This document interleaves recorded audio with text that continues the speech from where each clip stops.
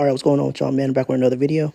But yeah, could we see GTA 6 on PC before the PC release? But yeah, I mean, it is possible, just given how fast this process is moving. And I mean, again, man, I mean, really. But yeah, I mean, the really just like crazy part is just the fact that all of this could have been prevented if Sony would have just listened to the customers. So given that, just how fast this stuff is going, it really should say a lot to Sony, man. Just really tells you that it shows you how much people just want ownership. The one thing I don't get is why the two just can't coexist, digital and physical. But obviously it just comes down to more control. But yeah, I mean, besides that, I mean, just given the amount of backlash Sony is getting, I mean, at some point, man, something has to give. And to be honest, I don't believe that the majority of people want only digital games. I just don't. Yeah, I personally just don't believe that. Now, I will say that to be honest, for Sony to really wake up, they would just have to see a drastic decline in sales. It does seem like we're already headed in that direction, just based off of people canceling their subscriptions. So that is a start, but at the same time, like you still got to speak with your wallet. And that's pretty much saying, no, I will not only buy digital games, or I will not buy digital games, period. In order for these, companies to really learn, they have to see a massive decline in, sales and customers. But yeah, besides that, I believe there were 2 million plus people that bought Black Ops 1 and 2 on the PS5 digital version, the only version.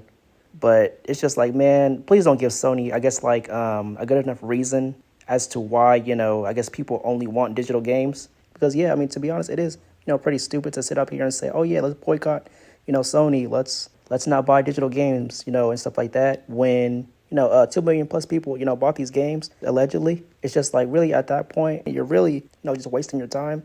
And not only that, but you're not solving anything. The only thing you're being is a hypocrite. But yeah, I mean, and it's like, if you want, things to change, then you got to stand on business. But yeah, going back to the whole GTA 6 port thing on PC, yeah, I mean, to be honest, it is possible that we might see it before Rockstar does it. But yeah, besides that, do I think it's going to work? Probably, but not in a way that's like actually functional just yet. There were people that were saying the ps5 emulator is probably the easiest to work with. I believe that there's already games on it, but I don't think they work like just yet. I believe the emulators are called Sharp MU, and then the other one is called the Kitey PS5. But yeah, I mean, besides that, so if we do get GTA 6 before Rockstar actually puts it out on PC, it probably like will work, but I don't think it's going to be like that functional just yet. So if anything, it probably might take at least maybe 4 to 5 years to actually see something like actually happen.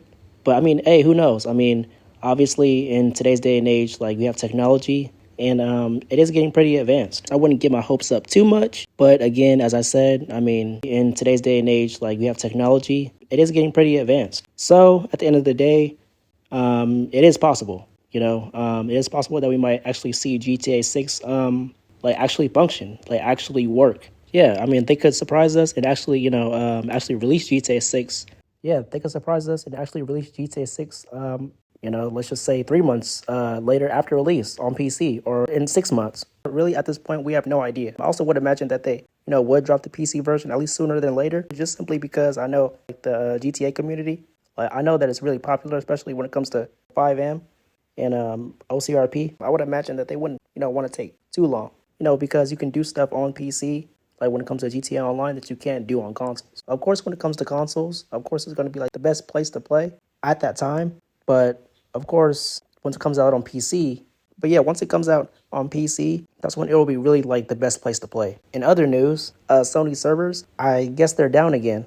I mean, to be honest, that's not really too much of a surprise. Obviously, considering they've been, hacked a lot, just a whole lot of stuff. And since their, servers are down, I mean, obviously people can't access their games that they paid for. It's crazy how people just still want, I guess, like some people out there, not all people, but there are some people that are fine with the all digital society, which is pretty crazy to me. Pretty much what you're saying is just like, I mean, not only are you fine renting, I guess, games that you paid for, but you're also fine with these companies just taking your money and not really giving you a reason why their servers are down or why they're having issues and whatnot.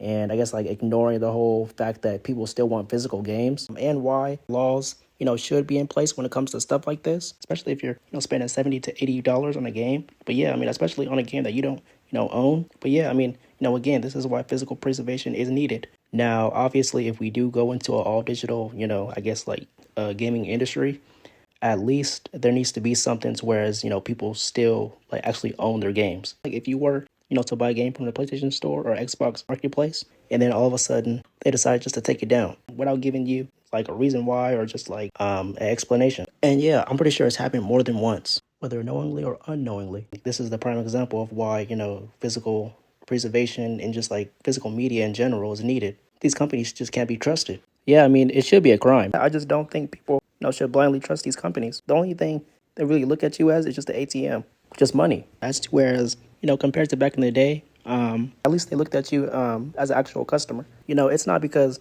people are just complaining, just to complain. This stuff is important.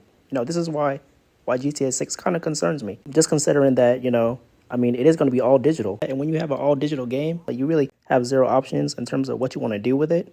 Besides that, you do got to keep in mind that you don't own the game. You're just buying a license. But this is the exact reason why the Stop Killing Games movement is needed. Because, yeah, I mean, when you take away rights to ownership, you take away freedom. And that's something that these companies don't want you to have. But all right, yeah, that about does it for this video. If you enjoyed my thoughts on this, don't forget to give the video a like.